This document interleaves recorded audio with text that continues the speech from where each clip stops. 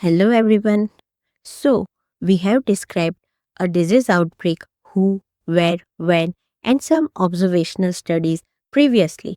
But how do you actually figure out what caused it? Imagine two people living in the same city. One develops lung cancer while the other remains perfectly healthy. Why? Was it smoking, air pollution, genetics, or something else entirely? And here's an even bigger question. How do scientists separate coincidence from the cause and effect?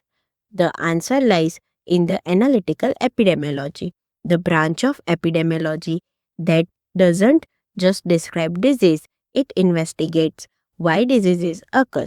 In this video, let's explore how different analytical study designs help researchers uncover the causes of diseases. So, first, before we begin, remember one important difference. Descriptive epidemiology tells us who, where, and when disease occurs. But analytical epidemiology asks the most important question: why did the disease occur? So, it tests hypotheses by comparing people with different exposures and outcomes to determine whether a suspected risk factor is truly associated with the disease. Let's explore the major analytical study designs shown here. Okay, first is population-based snapshot studies. Let's begin with the simplest approach. Sometimes researchers need a quick overview of a population. This is where cross-sectional and ecological studies come into play. So first, cross-sectional study. Think of it as taking a photograph of a population. Researchers measure both exposure and disease at a single point in time. For example, they may survey an entire city today to determine how many adults smoke and how many have hypertension.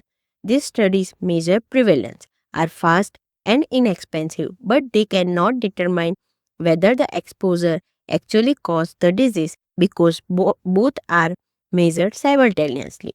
Then, ecological study. Now, imagine zooming out even further. Instead of studying individuals, researchers compare entire population. For example, they may compare obesity rates across different countries or examine whether regions with higher air pollution have higher rates of asthma.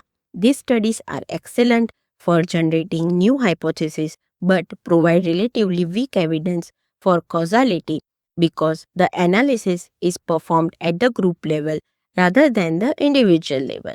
So, now case-oriented study designs. Now suppose a physician notices an unusual increase in patient with a particular disease. Instead of starting with exposure, researchers begin with the disease itself. That this is the case control study. This is one of the most important analytical study designs. Researchers identify individuals with the disease, the cases, and compare them with similar individuals without the disease, that is, the controls. Then they look backward in time to determine previous exposures.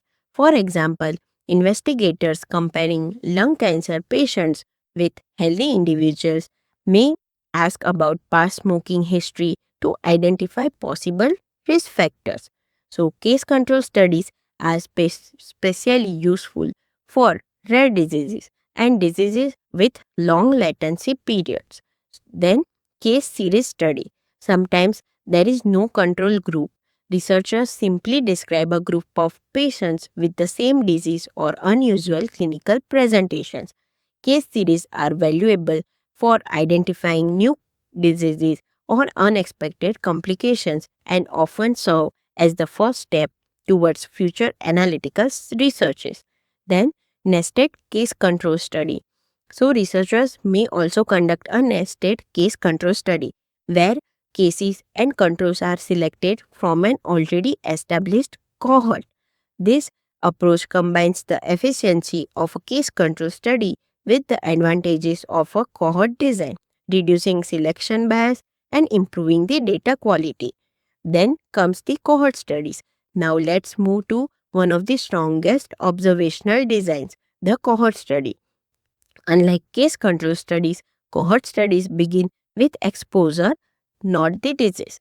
Researchers identify disease free individuals, classify them into exposed and non exposed groups, and then observe what happens over the time. Then, prospective cohort study. In a prospective cohort study, researchers start today and follow participants into the future to observe who develops the disease. This design clearly establishes the time sequence between exposure and outcome. Then second is retrospective cohort study. In retrospective cohort studies, researchers use historical records. Both exposure and outcome have already occurred, and investigators reconstruct the sequence using the existing data. Then mixed or combined cohort study. Some studies combine both approaches. Researchers identify past exposures using historical records and continue following participants into the future of additional outcomes. This hybrid design provides both historical and prospective information.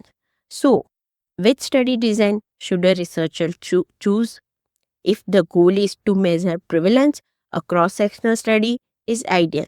If the aim is to compare entire population, an ecological study may be appropriate. For investigating rare diseases, a case control study is often the best choice. And when researchers won't want to understand how an exposure leads to disease over the time, cohort studies provide the strongest observational evidence.